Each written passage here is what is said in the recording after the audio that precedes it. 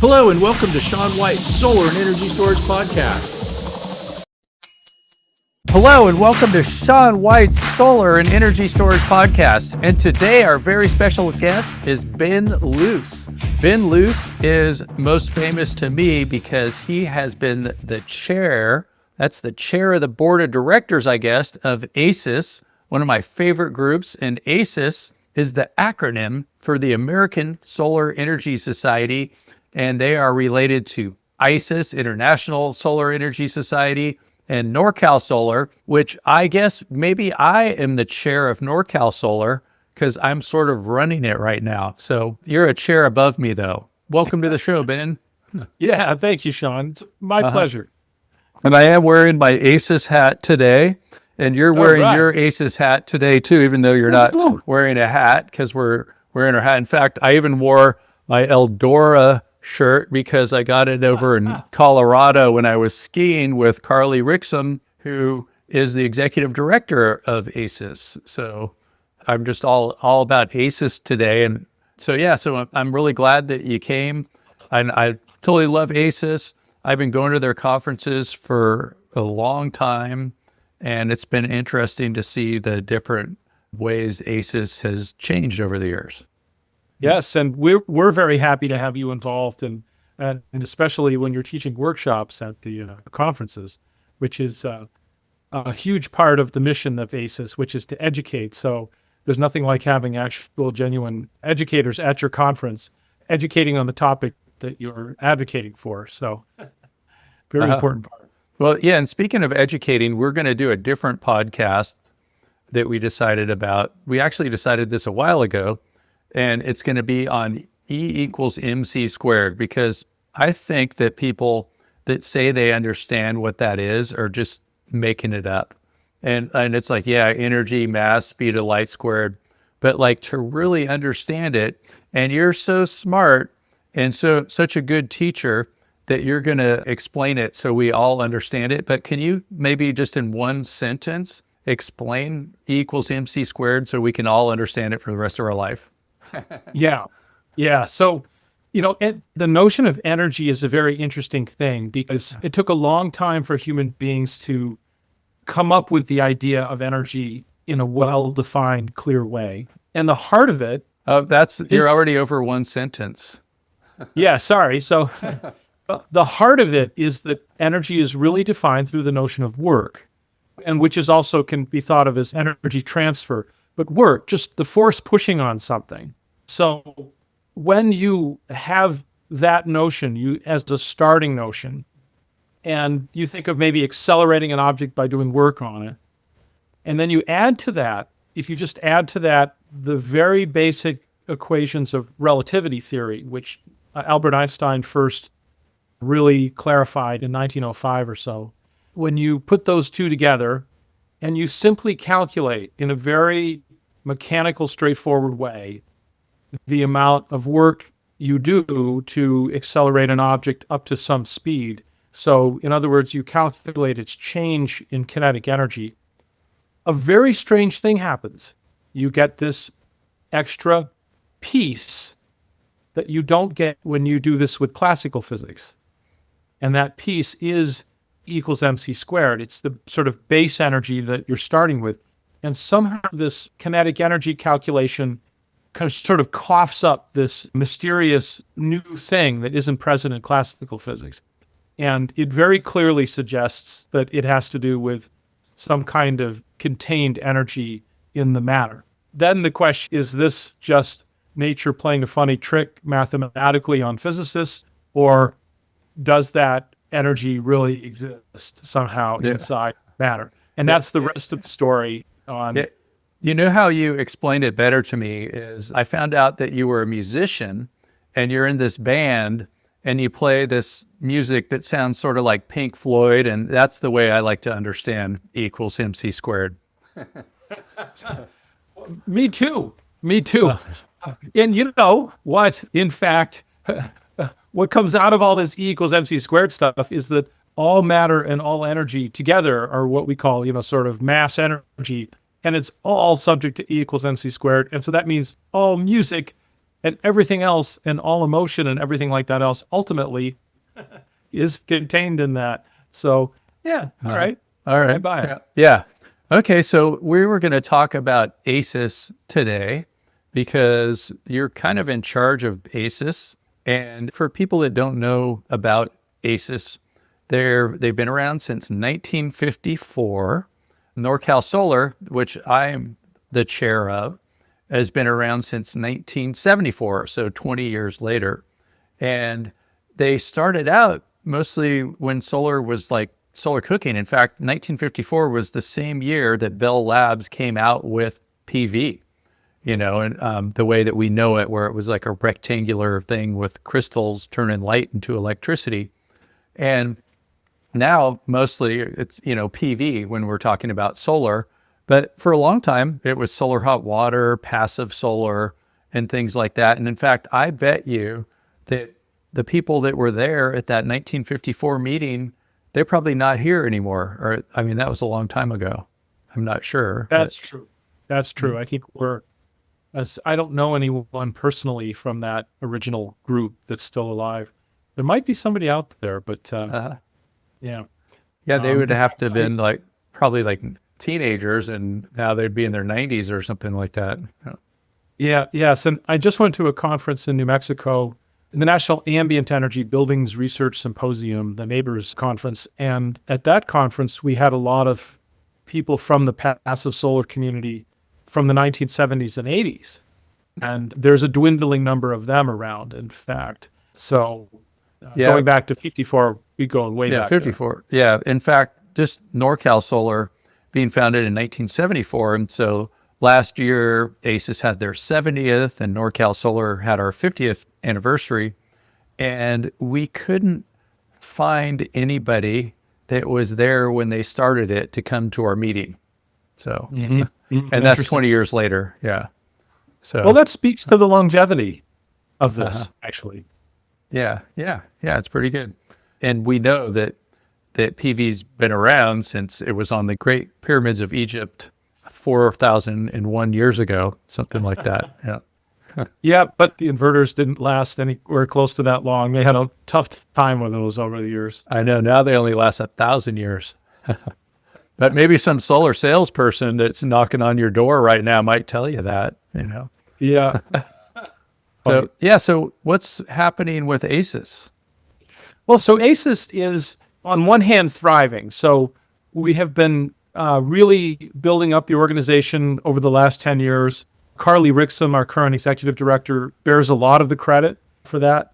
You guys ambushed her during the meeting that we had, the annual ASES conference, and gave her an award. So that was pretty neat. We did. We were planning that for 6 months in great secrecy. Well, she definitely was surprised. Yeah, and she's very much earned that. And so ASES reached a little bit of a low point about a little before 10 years ago, and it survived steadily through that, but it kind of dwindled a little bit. And it's been kind of gaining steam kind of ever since that point, since Carly came on board. And we've really been running, I think, a tight ship. We do a lot. We still got the national conference going. We have the National Solar Tour. We have Solar Today magazine. We have something called the Zero Emissions Network, the Zen Network, Tiny Watts program. Those programs really try to do implementation of real projects and technologies. And then we have all the chapters, and we try to serve the chapters and support them in all of their efforts. We have divisions, technical divisions, and we have student chapters. We also have an online community and various other projects and initiatives that the organization runs. And it's a very efficient organization, and our actual hired staff is very small. I can count them on one hand. Key thing about ASES is that it's a network. It's really a community and a network. And one of the main things I really wanted to emphasize out to your audience is that sometimes people maybe think of ASES as being kind of separate from themselves, even if they're members. And what I really want to emphasize to people is that the membership is ASES. And sometimes people come to us and ask us, even members will come to us and ask us, why aren't you doing more on this topic or that topic? And I'll often respond to them basically saying, we would love to do more on that topic. Please come help us do that. And so I really encourage people to step up, and if they have a special kind of initiative themselves that they're interested, work with us, and we'll see how much we can support that and kind of integrate that into our efforts. The other thing, really key message, we've just started our fall fundraiser, and we started it a little bit earlier this year because we're having some troubles with there's been some decline in the industry lately. So we're seeing fewer companies step up and buy advertisements in solar today. Sponsorships have dwindled a little bit, conference sponsorships, things like that. And we really need our members and members of the general public to really step up to the plate and support us. Full disclosure, I don't make any personal money off of ASES at all. I don't have any business advantage. I support ASES and I volunteer with ASES purely for the reason that I want to advance the development and progress of solar energy. For me, it's largely because I view solar as being the kind of no-brainer clean energy solution. It has such great potential in terms of its resource base, in terms of its technology. We have come so far, and solar has really come of age. It is now becoming the energy source of choice for the world. But at the same time, it's facing huge obstacles. There's a very coordinated effort right now in the United States to really push it back. So there's a real need for community, an organized community like ASES, of solar professionals and enthusiasts and advocates and educators and researchers. That broad community really needs to be there. It needs to keep convening itself, communicating with itself, preserving knowledge, propagating knowledge, training. So we really need people to step up to the plate and help support our staff operations. We don't have a very large budget. Even a small donation goes a long way. So my main message, my plea to the listener is, please visit our website and look for the donation button in the upper left-hand corner. And I think if you go to the About Us page or one other link on there, you can find the donate button. And you can also tailor donations if there's something you're particularly interested in seeing us doing. You can earmark it. But just donations towards our general operational funds is really, really helpful. And now is the time to really help us out. In the next couple of months, I think we need it more than ever. I would also really like to see ASES build up a large endowment, a large rainy day fund that will help us coast through difficult periods. We don't really have that kind of base right now.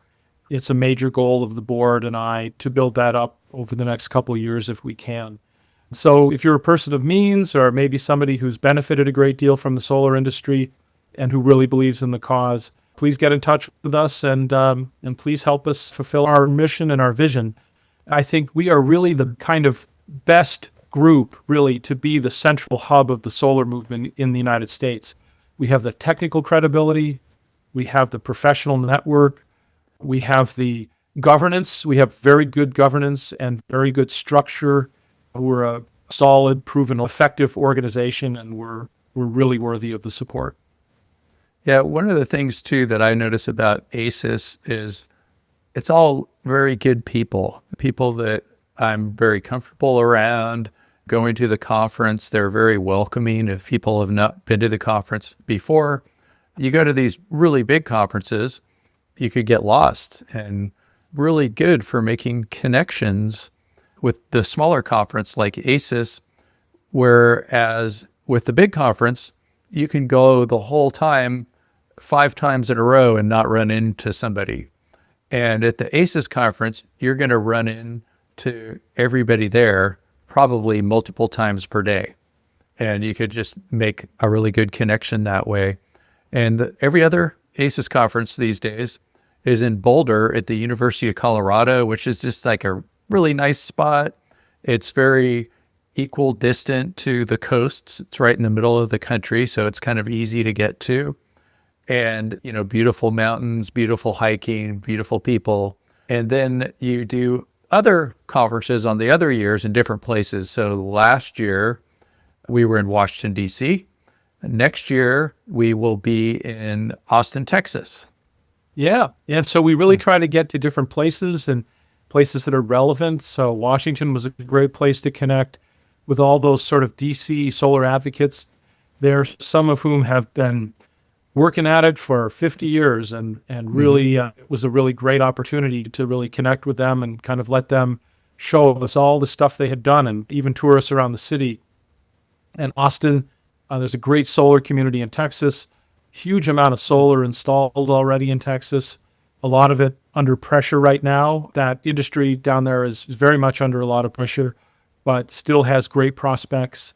And so we really wanted to go down there and really give them some support and help them teach us what they're up to down there too.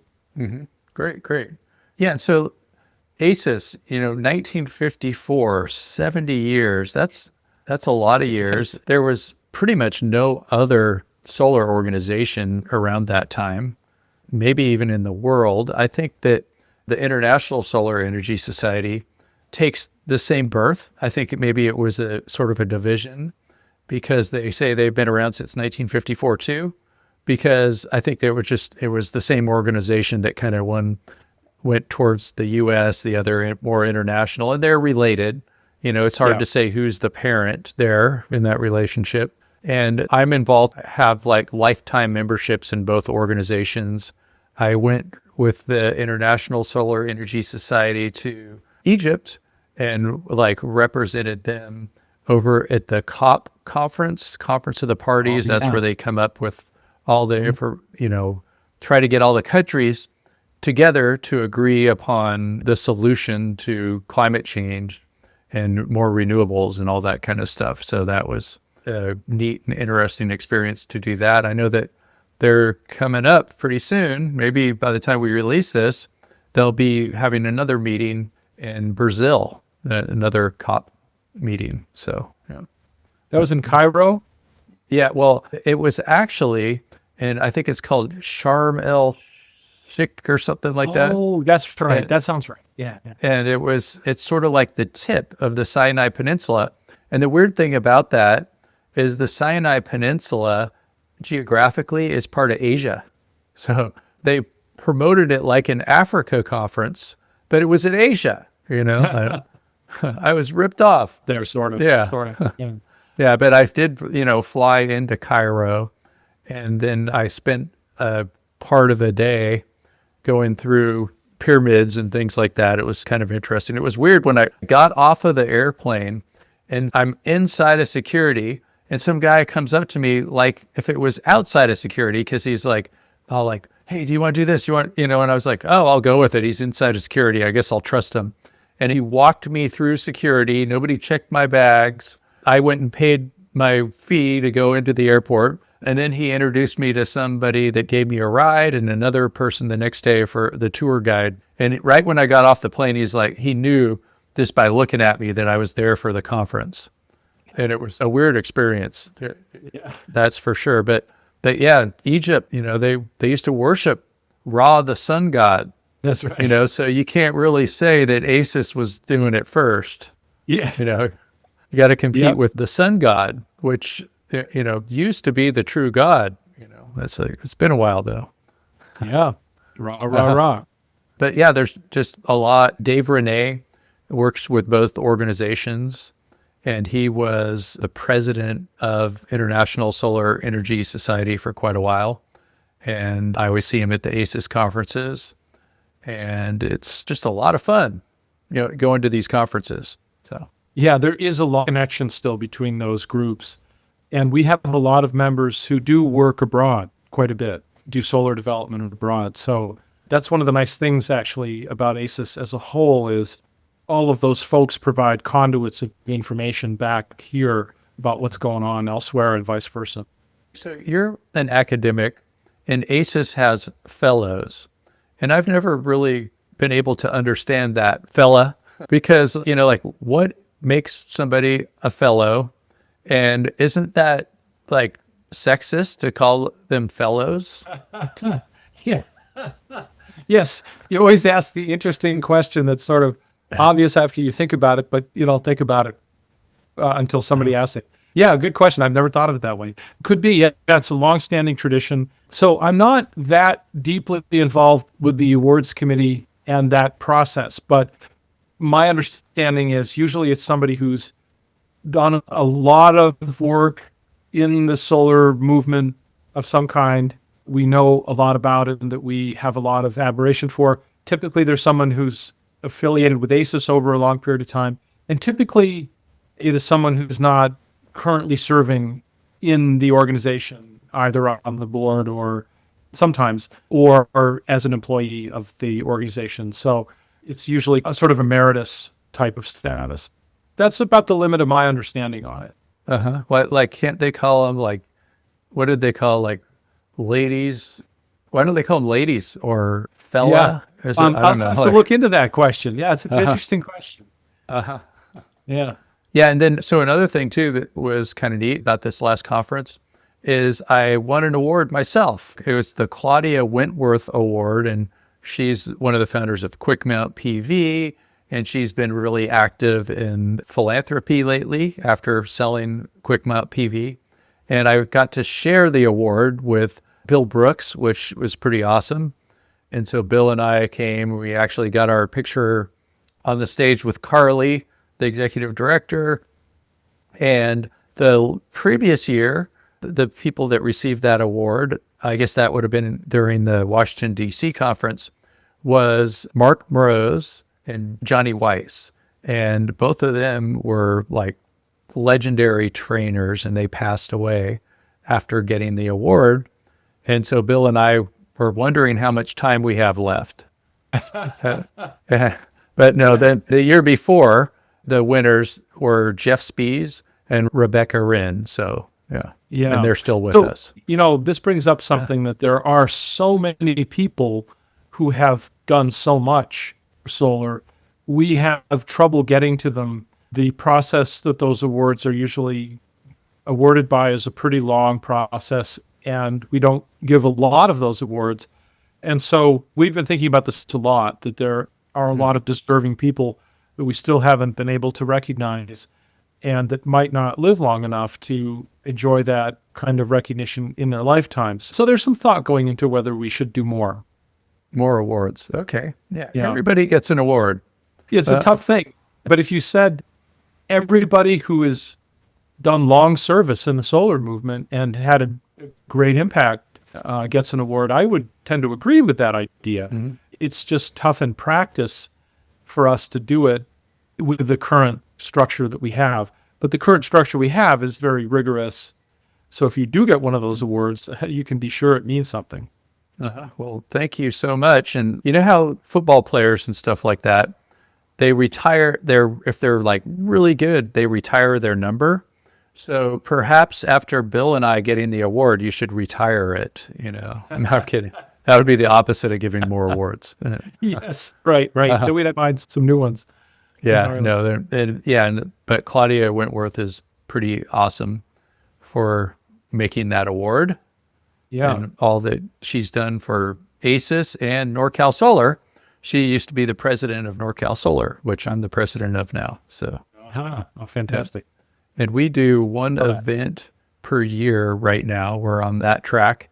And part of, I think, what happened too with some of these local organizations is the solar industry got too successful and people are too busy with their jobs rather than working for a nonprofit. It's like some people might look at it like, oh, how do I help the solar industry? Do I do it by working or do I do it by supporting this organization? And before, there wasn't that many jobs in solar. And now people have to do both. Or they can or if they do have one of those good jobs, they can perhaps thank ASES for promoting the industry, especially in the early days and making it what it is now. And they could thank them by making a contribution. I think that's a very shrewd analysis. People are very busy in the industry, in part because it's been successful and it's been really, especially right now, it's going great guns. So it's hard. I've finished a 2.5-year stint in the commercial solar industry myself, and I have to tell you, it was often 12-hour days, and just solar projects are very involved, in part for reasons that they shouldn't be so involved. They're more difficult than they should be. So you not only have people busy, but you have people extra busy, maybe inordinately busy. because of the difficulties, and therefore very little time to either serve with or even get involved with an organization like us. Plus, the other thing here too is that the industry grew so much that it grew way faster than we would have had a chance to reach out to them. So at RE Plus conferences, sometimes I'll go around and I'll ask people, do you know about ASES? And I'll find, maybe 5% are kind of aware of us. That's it. Wow. Yeah. So there's a huge potential. Yeah, it's kind of funny. Like, it used to be that ASES was bigger than SPI, which is now called RE Plus. And I think they were like more aggressive in promoting conferences, and it was like a conference game. And perhaps ASES was more like grassroots and doing it all like for saving the planet and that kind of stuff. Whereas RE Plus was more like for business, and we need both. We need it all. We do. I love RE Plus conferences. They're fantastic. Yeah, me too. And I take a notebook around. I get as much literature as I can. The literature has gotten scarcer. And I just take copious notes and business cards and learn a ton. But what I don't see there also is the more scientific and academic side. I don't see the deep analysis getting shared. And there is deep analysis going on out there. There are researchers, there are people that have perspectives which are very helpful, and also scientific discoveries and other things like that, and students and professors and people like that. So there's still a great need, I think, for that deeper sort of brain trust, which is what ASES is. And I think ASES could do a lot more in getting up more current with the times, too. I think that ASES, any organization tends to get, especially if it exists for a long time, it tends to get set in its ways and its ways of doing things, and it's hard for it to evolve rapidly. And so ASES maybe could do a lot to maybe expand the scope and get more involved with maybe recognizing innovation in industry, contributions that people have made in industry, things like exemplary developments that showcase a new technology or that find a new way around some difficulties or barriers, things that should be recognized and then shared more widely than you could do at an RE Plus conference, for example. That's something that I'm very interested in as chair, and I propose some kinds of initiatives around in the last year or two that I'm working on that the board seems very interested in. Yeah, I can remember like my first ASES, I was volunteer. So that was a real easy way to get involved. And I remember there were different workshops, and I would be the name checker at the door. And it's like, what a great way to get to learn about the industry and things like that, because I would get to meet every person as they came in the door. And then I got to sit through all the classes. Yes.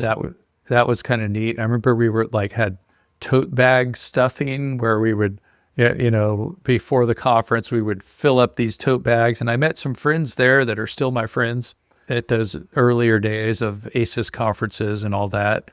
In fact, I even met somebody named Madam Me at an ASES conference. And she at the time had a small conference in China. And now it's the biggest one in the world. It's called SNEC. And I met her at an ASES conference, and we became good friends too. Did you made it over to one of those China conferences? Oh, many of them. Yep. Mm-hmm. Yeah. She gave me a really big stage this time, and so I taught classes for 2 days. One day solar, the other day energy storage, and I had a really good turnout. Yeah, even though all 500,000 people didn't show up to mine, but a bunch of people did, and it was definitely the best stage I ever had. It was just like this huge video display in the background that I'm walking in front of, and it had my name up to the sides of it in English and Chinese, and there was translators, like 2 different translators sitting in a soundproof booth. And then the last day I did podcasting, and I just was up on the stage doing a podcast, and that was kind of neat. It was kind of interesting though, talking to people in China about what a podcast is, because they don't really have that kind of media the way that we do. And they're like, can I do a podcast? Sure, yeah. And they're like, that's kind of long, shouldn't it be like a TikTok? That's kind of what they were thinking, just like a little TikTok video or something like that. And of course, they don't have the same type of, speech policies, let's say, over there. Right. So you can't just start rambling about things. Like I could just sit here right with you and say like, down with the government, up with freedom. And you can't do that everywhere, Yes. Yeah, it's very restricted. I was traveling in China back in 2008, and even then I tested their internet a little bit to see what you could get. And a lot of things were off limits already at that point. Yeah. And so far, I think like the way to do your Gmail and stuff like that over there is I didn't seem to have a problem. And I thought I would because it's supposed to be blocked. But I think if you're on a foreign phone, like, so I would just bring my phone and I would tether and it worked fine that way. So if you're in China and you want to get the whole world internet, you got to get like an American phone or something like that. Mm-hmm. It costs you $10 a day, probably. That's the going rate for that. But yeah, I always like go into all these different places and in the solar industry, like Intersolar. Intersolar used to have strong partnership with ASES. In fact, well, this is back when Intersolar was all Germans. And so they had the Intersolar conference in San Francisco. And my friend Ike Weber, he actually put that together. And he's kind of like a solar celebrity. He was the director of the Fraunhofer labs in Germany, sort of like the European NREL. And he's was a UC Berkeley professor. And he's part of the Clean Tech Business Club. You can follow the hashtag Together We Are Stronger if you want to follow the Clean Tech Business Club. So they had Intersolar over in San Francisco for a long time, and ASES was going through some growing pains that I'm sure you know about. And so what happened is they did sort of like the scientific conference at the hotel next to the Moscone Center. It's like pretty much the same building. Intercontinental, I think that was the name of the hotel. And then Intersolar did the other part of the conference, but they worked really close together, which was pretty neat. And now Intersolar has been sold to a conference company in the United States, Diversified Communications.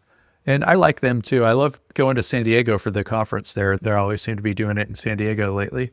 And San Diego is probably a little bit lower price in the hotel rooms for sure than San Francisco. San Francisco is super, super expensive, which is probably why they had that problem. But it was kind of nice how they helped ASES. So, yeah, I've heard some discussion of that, and I wasn't involved with it directly, but yeah, interesting. Yeah, maybe you never know too. There might be some kind of way to coordinate with them. And the Germans were the ones that did it. And so now what they call it, I went over in Munich for the Smarter E. So they changed the name, the main name of branding for the conference from Intersolar to the Smarter E. And so it includes different electric things. I guess E is probably for electricity. So it includes solar, storage, and electric vehicles, and probably some other things too. But pretty much all of the solar conferences include those things: solar, storage, and electric vehicles. So yeah, and they should. And they should in this age of electrification, which is where we really need to be going. Yeah. So We interrupt you for a very important announcement. Sean White's Solar and Energy Storage Podcast has been brought to you by Sean White's Solar and Energy Storage Podcast. That's right, Sean White is sponsoring his own podcast, and he wants to remind you to go check out some of his classes. You can go to SolarSEAN, that's Solar, SEAN.com, and then click on the links to check out his classes. You can check out his heat spring classes, and you can also hire him to teach classes for you, like at your company, something like that. Now back to the show. yeah, so actually, let's talk about electrification and buried solar and things like that. So I've spent the last 2.5 years working with a company called Buffalo Solar in Buffalo, New York. And I was doing the initial system designs, and then also I developed proposal generation software for them and hundreds and hundreds of proposals, and analyzed the utility bills and wrote simulation codes that integrated the bill analysis with the design simulation output. And I also designed a battery simulator and integrated that, and we started promoting solar plus storage systems, and we got some of those installed. And it was a fantastic experience. The only reason I'm not working in the industry right now is because I really wanted to get back to Vermont, where my house and my wife lives. And and we're in northern Vermont. It's very hard to work in solar. So you wanted to be with your wife? Sometimes relationships work better when you're in different states. It's good that you have that kind of relationship where you want to be together. We got through 2.5 years of me commuting back and forth between New York and Vermont, but it was difficult. Were you driving? Is it a drive? Yeah, it was a 9-hour drive, which I would make a couple of times a month to get back and forth. And the company let me work remotely part-time, but it was hard. Mm-hmm. So I'm now a mathematics teacher at a local high school up here, which I love, but I'm still committed to solar. And so in any case, this experience gave me a really good front row seat to see just how difficult the barriers are in terms of delays from utilities, for example, just getting the interconnection fully approved, getting the switchgear fully approved and configured and approved by the utility. We had one project, it's a 1.2 megawatt project that I helped design and sell in 2023. We still don't have it online. We're close, and it looks like it'll be online in a few months, but there's been at least maybe an 8-month delay due to just shenanigans with the utility. Do you think that that's intentional in some way? I'm pretty convinced it is. I think the utilities, if they were truly interested in accelerating this stuff, they would innovate their processes in ways that would make this go a lot quicker. Yeah, it seems to me that it would be easier for the utility not to do anything. Like your interconnection agreement, make your own. Yeah. And I can see why they have an interconnection agreement, but it just seems to me that it's against their best interests to let somebody else do something like that. And it's not really their fault. It's just the system or just the nature of it, because a utility oftentimes is controlled by like some kind of, quasi-government organization, Public Utilities Commission, and it's a natural monopoly. And so how does a private utility make money if they're regulated? They'll just figure out like the way to make money is I have to get 10% of, whatever the business is. I need a 10% increase. So you make the business bigger. And how do you make the business bigger as a utility? You build lots of stuff and you have a whole bunch of construction projects going on all the time. And then that way you could get a larger business because you're really just a construction company. And you get you get 10% of that. You could get some kind of margin of that.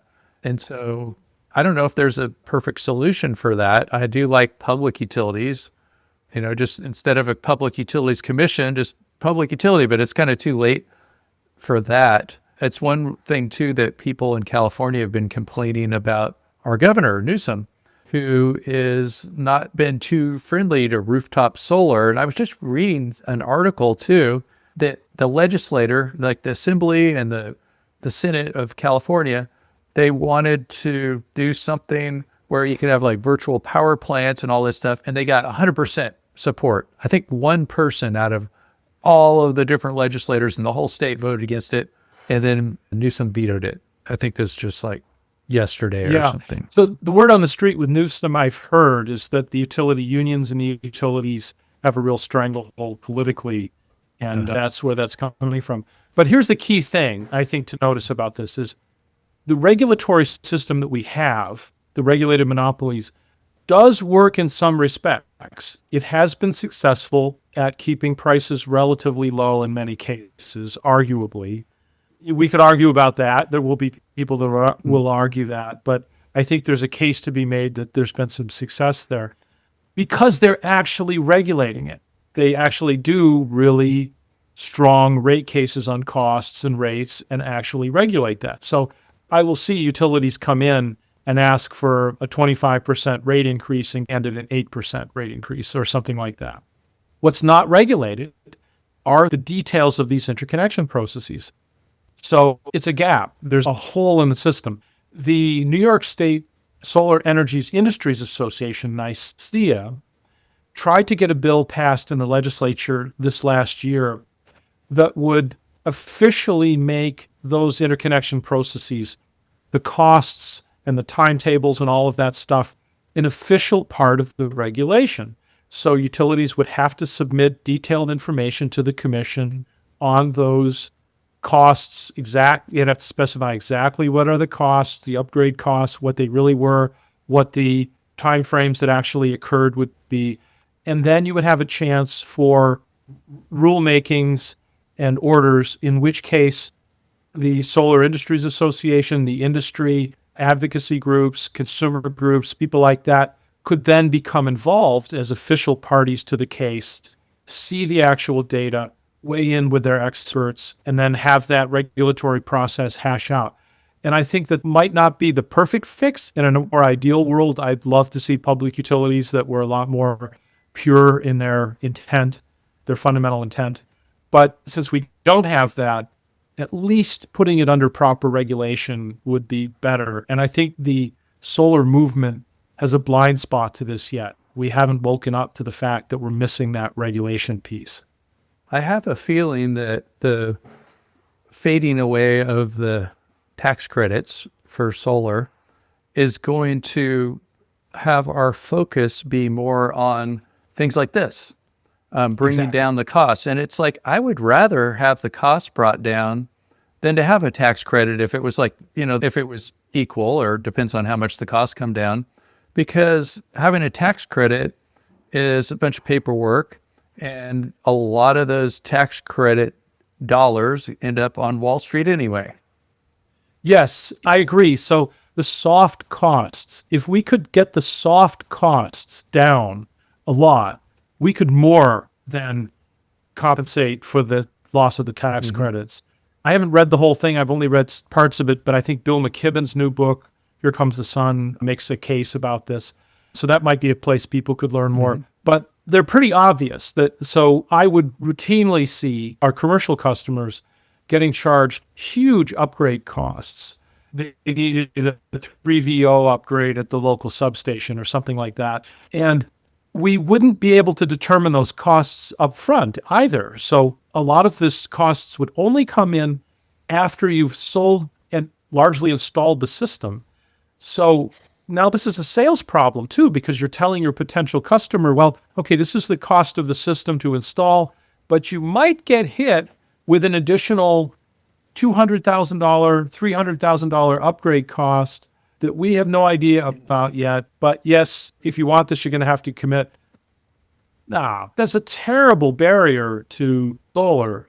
And it's not just utility barriers. There's also the local permitting processes, the towns and things like that with their particular processes.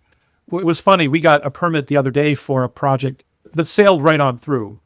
But it took us a while to get the things together, to get the permit in or the application in, and then wait for the town cycle to finally get around to it, to get on the agenda. When it came up on the agenda, the town was like, oh, yeah, we'll pass it. They didn't even look at the paperwork that we had spent 2 months preparing, just passed it. And the next thing they said, let's have a motion to find a way that we don't have to do this anymore. Because they were so sick of all the red tape that was coming along. But that's the exception. A town that looks at it that way is the exception. Most of them are still sort of jealously holding on to these antiquated and onerous permitting processes. We really, really need to get the soft costs down, and we're just not going to make enough progress in the United States if we don't. Yeah, and I think that we will. It's just like we've been too distracted at the complications of dealing with tax credits. And it's also weird too that like what they're doing first is they're getting rid of the tax credits if you own your own system. And then they're going to keep those tax credits for a couple of years longer for having the systems owned by a corporation. So it's the rights of the corporation outdo the rights of the person. So I'm going to rename all my kids with a little incorporated at the end of their name. Yeah. Instead of junior, Like the corporate entities. So they could become corporate persons themselves. So that they would be corporate persons. Yep. I know that. It's funny. Like people think that. Yeah. So these are big issues. That corporations have more rights than humans, not less, or not equal and not less. Yeah. I just think that we need to make this a major focus. And solar is really under a political assault right now too. So we really have to answer that. And one of the reasons I really am hoping more people will get on board with supporting ASES, for example, as I think we're a good organization to help see us through this period, this difficult period. We need to kind of keep the fire burning, and if it suffers some major setbacks, there's a stronger need again to have advocacy organizations out there kind of carrying the torch and inspiring the public, putting on tours, holding educational events. And our chapters, too. We have a lot of great chapters. They do fantastic work. And many of them are, I view us not above our chapters. I view us as more like under our chapters, because many of them are the groups that are out on the street doing stuff very actively. They're really in the trenches. Okay, you're working for me then. So let's maybe talk about how people can get involved with all of these like chapters or and divisions. And I know that California used to have the chapter wars, and there was like the Northern and different Southern California, and I remember they were like fighting over borders and things like that. And you know what? NorCal Solar, only chapter left in California. And I think there's some student chapter, and I can't get hold of them just to coordinate with them. So if somebody out there wants to join a chapter, join it. Make it happen. Become the president. It's not that difficult. And if somebody tries to join a chapter and there is no chapter, or they don't seem very active, then what they can do is start their own, start a chapter. So, yep. And then work with us. Yeah. And then the divisions, they're for like electric cars, solar thermal, solar PV, trying to promote things like that. And it's a great way to get involved, a great way for people to boost their resumes. There's lots of young people that get involved too, students and things like that. And it's just like a great club to be in, a good group of people. And if you don't show up to the next ASES conference, I don't know what to say about that. What should we do with those people, Ben? So one other thing I wanted to touch on was policy. Policy. Yeah. Great. So I did over a decade of basically full-time work on policy in New Mexico. I was at the state legislature and the regulatory commission all the time, and got with the groups that I was working with, including New Mexico Solar and a group that I helped found called the New Mexico Coalition for Clean Affordable Energy. We got through a whole suite of policies there, a renewable energy in the country. We got through a solar tax credit. We got through some wind tax credits.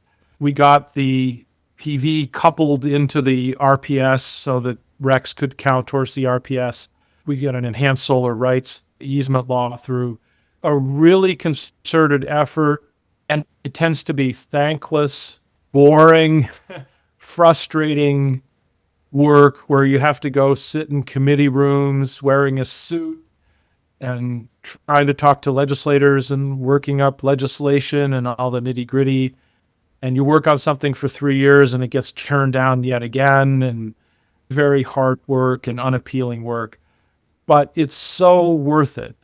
And in this time now, when we're facing this really strong opposition, there's never been a better time for more people to get into their state legislatures and watch what's happening and then learn and participate, push in that. There are some great groups out there. The Solar Energy Industries Association, SEIA, does a great job at the federal level. And there are industry groups like NICEA in New York and here and there, other groups. But there's not enough grassroots people there pushing.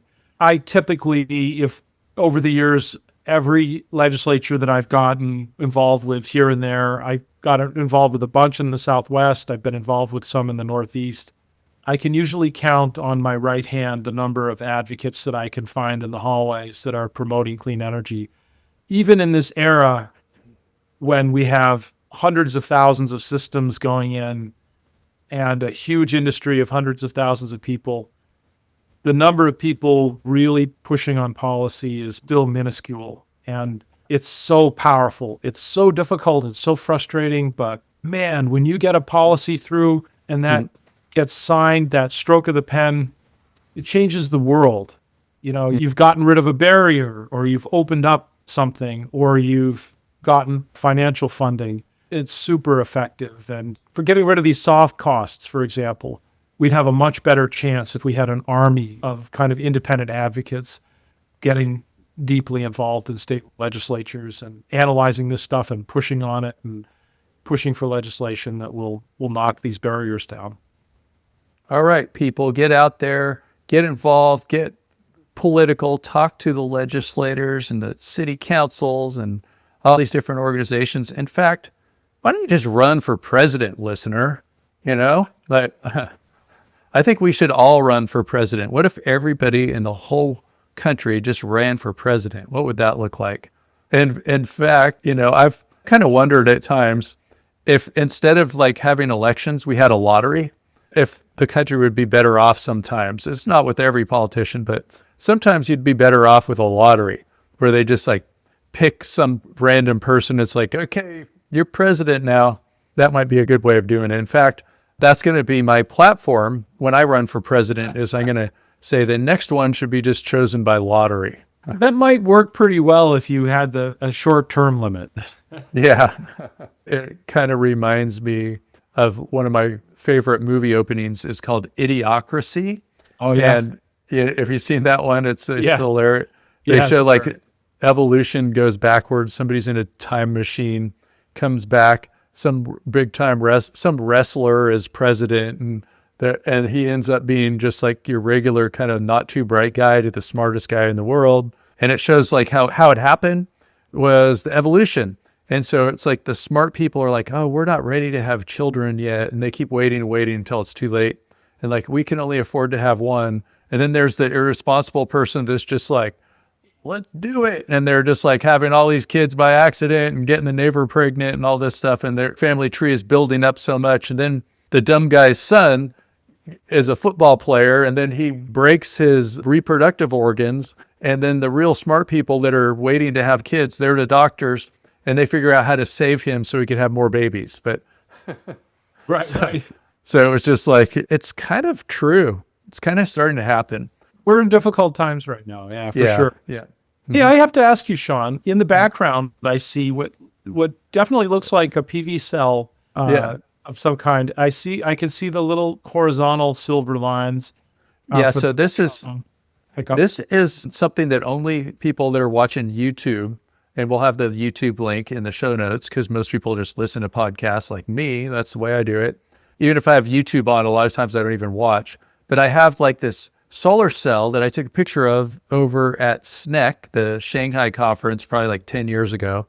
And it was just like this weird bus bar pattern. There was a design. And so that's what it is. And I put it on for you. I was going, which background should I use for Ben Luce? And I was like, I'll do this one because it looks like something that he would like, because he is not only the chair of ASES, he is a musician that plays Pink Floyd-like music. And I was thinking too, for the end of this podcast, would it be okay to play one of your songs and I could steal the copyright from it and make a whole bunch of money? You bet. I'd be honored if you. Okay, we'll do that. Tell us about your band. Oh yeah, so I have a band called Sonic Vortex. And, Sonic Vortex, everyone. Well, and so I play synthesizers. I play all this nice rack of older synthesizers and newer synthesizers. And there's a guy that plays string bass and a drummer. So we play this music that we like to call it cosmic space rock, which fits your Pink Floyd comparison. And I'm honored to be compared to Pink Floyd. That's it. One of my favorite bands. And then the other thing we do with it, so this music is all compositions that I've written over my whole lifetime. I've been composing music my whole lifetime. So I finally got to kind of put it all together and create an all original band that does that. And then the other thing we do is we take the music, and I have a computer program that extracts the structure of the sound, the spectrum and the waveforms, and then creates these beautiful kaleidoscopic artistic patterns that evolve in real time with the music, and we play those behind us. So I can note on the synthesizer, and you'll see this beautiful kaleidoscope of colors and patterns and things. Yeah, I was listening to it on my app. It's probably YouTube music app. And then I saved it. And then when I'm on an airplane with no internet, I'll just like play my saved songs. And so I've actually listened to Sonic Vortex quite a bit. So it's good stuff. Fantastic. I'm honored. Great. Okay. Well, let's see. Is there anything else that you want to cover this time, or we'll save it for the next time? Let's save it for the next time. And just next time we talk, we'll have an in-depth look at what energy really is and how it relates to the mysterious relativistic structure of space-time. All right. We're going to get into space-time next time. And so this time, make sure to go to ASES, that's American Solar Energy Society, ASES.org, and you can go on there and get yourself super involved with ASES. It will be your new club that you will join, and Ben Luce can be our cult leader. And it'll be a lot of fun seeing you all at the ASES conferences. And thanks, everyone. Thanks, Ben. And thanks for listening to Shawn White's Solar and Energy Storage Podcast, where you can get yourself educated and get yourself the NABCEP certifications. In fact, Ben, you were in my class before, right? Yes, I've got my PVA, and I've taken all the PVIP courses, which I loved. It was fantastic. I recommend those to anybody. And I think it's actually essential that people going into the PV industry take those courses, because you really need that foundational knowledge. And it was also fun. Shawn's a very, very entertaining instructor as well as instructive. And then you also have the podcast and other things like that with great people that bring all these other perspectives to that knowledge. So yeah, really great. I just thought of an idea. I need to figure out how to use your software that makes all the psychedelic patterns. And then we'll put that in the background of the podcast or the class and all that kind of stuff. Maybe that would help imprint it on the neurons. That could be cool. Yeah. Well, let's talk about that. Yeah. All right. Okay. Well, yeah. And so if you want to take that class, you can go to SolarSEAN, that's SolarSEAN.com/PVA for the NABCEP PV Associate class, and /PVIP for the NABCEP PV Installation Professional class, or you could just go SolarSEAN.com/ and then enter your favorite NABCEP acronym. There's a whole bunch of them, and you can get yourself ESIP certified. That's Energy Storage Installation Professional, or any other kind of NABCEP certification that you want. That's another great nonprofit. And we just had the president of NABCEP, Sean O'Brien, on the podcast. And now we have the chair of ASES, Ben Luce, and that's an LUCE. And thanks for hanging loose with me, Ben. And we're going to finish this podcast off with a track from Sonic Vortex. That's the band that Ben Luce is in.